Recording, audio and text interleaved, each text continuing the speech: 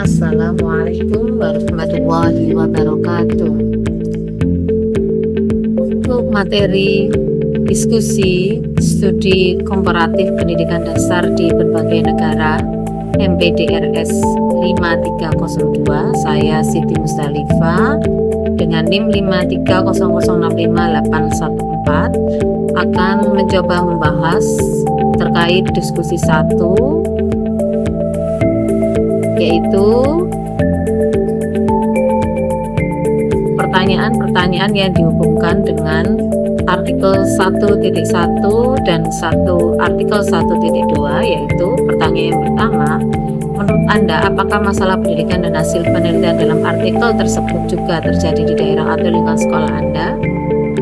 Jika ya, adakah persamaan dan perbedaannya? Jika tidak, Anda rasakan, jelaskan alasannya. Yang kedua, bagaimana saran Anda untuk mengatasi isu sosial politik dan sosial budaya pendidikan tersebut?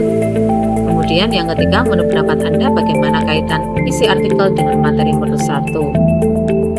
Saya akan mencoba menjawab untuk diskusi 1 berikut ini, yaitu yang pertama tentang permasalahan pendidikan, persamaan dan perbedaan dengan kondisi sekolah saya, yaitu terkait artikel 1.1 yang berisi tentang membangun kualitas pendidikan di Indonesia dalam program SDGs, yaitu menekankan rendahnya mutu pendidikan di Indonesia akibat keterbatasan sarana prasarana, rendahnya profesionalitas guru, dan mahalnya biaya pendidikan.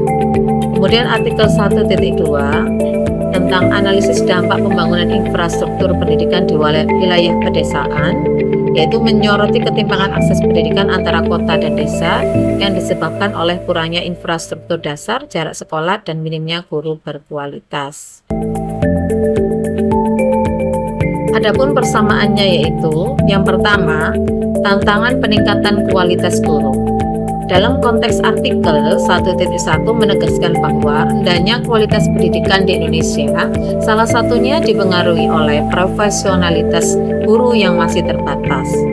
Dalam konteks di SD Khadijah 3 sekolah saya, meskipun sekolah ini sudah cukup maju, tidak semua guru mampu mengoptimalkan pendekatan pembelajaran berdiferensiasi. Misalnya saja, ada guru yang masih menggunakan metode ceramah sama untuk semua siswa, padahal tingkat pemahaman mereka berbeda. Akibatnya, siswa yang cepat tangkap merasa bosan, sementara yang lambat ketinggalan. Guru juga menghadapi tantangan dalam penggunaan media digital. Ada guru yang sangat piawai dengan Google Classroom atau Canva dan media digital lain. Namun ada pula yang masih terbatas pada PowerPoint sederhana.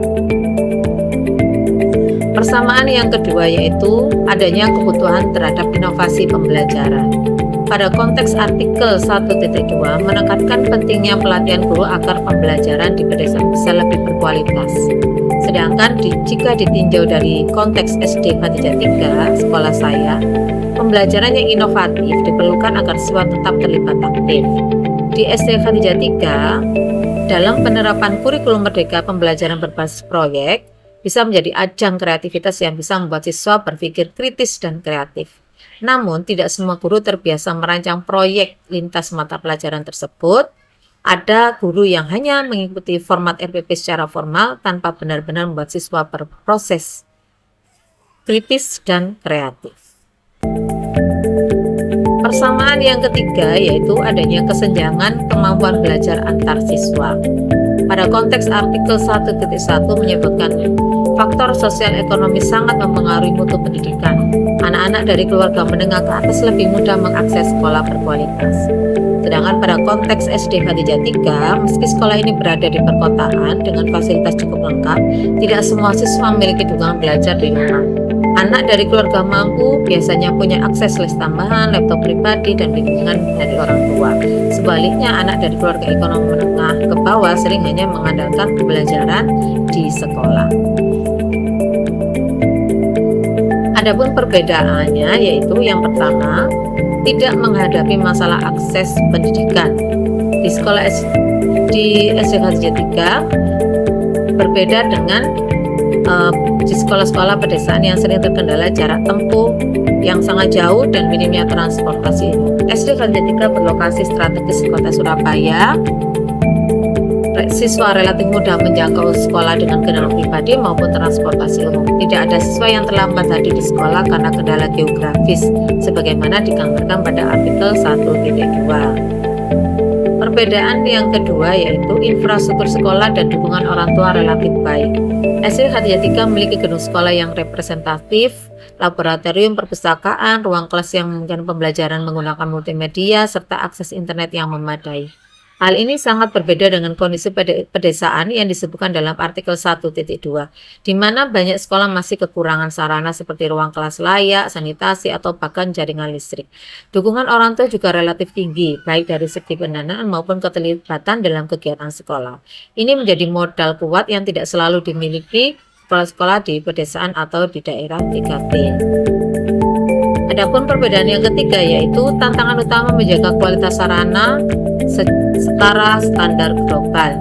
Jika sekolah di pedesaan masih berfokus pada pemerataan akses dan pemenuhan sarana dasar, SD Hatijah menghadapi tantangan yang lebih lanjut, yakni bagaimana lulusan mampu bersaing di tingkat nasional bahkan internasional.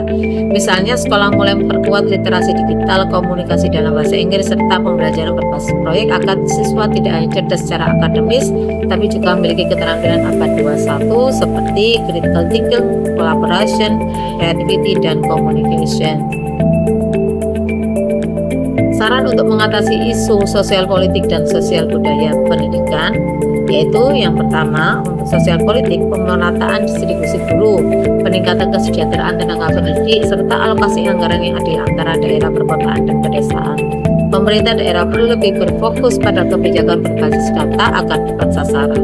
Untuk saran sosial budaya, pendidikan harus memadukan kearifan lokal dan nilai global. Misalnya, sekolah dapat mengintegrasikan budaya gotong royong, toleransi, dan literasi digital dalam pembelajaran. Kolaborasi dengan orang tua dan masyarakat penting untuk memperkuat budaya belajar. Untuk jawaban yang ketiga, kaitan isi artikel dengan modul 1 PMP Studi Komparatif Pendidikan Dasar di berbagai negara, yaitu yang pertama, permasalahan infrastruktur dan akses di Indonesia mirip dengan negara berkembang lain.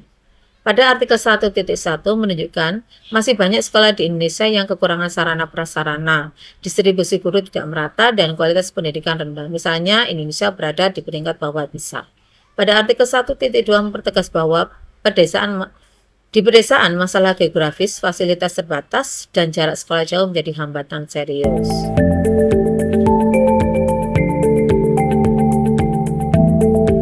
Jika dibandingkan dengan modul 1, kondisi ini sering dibandingkan dengan negara lain, misalnya Bangladesh dan India juga mengalami masalah serupa, di mana anak-anak di pedesaan sulit mengakses sekolah karena jarak dan infrastruktur jalan yang buruk.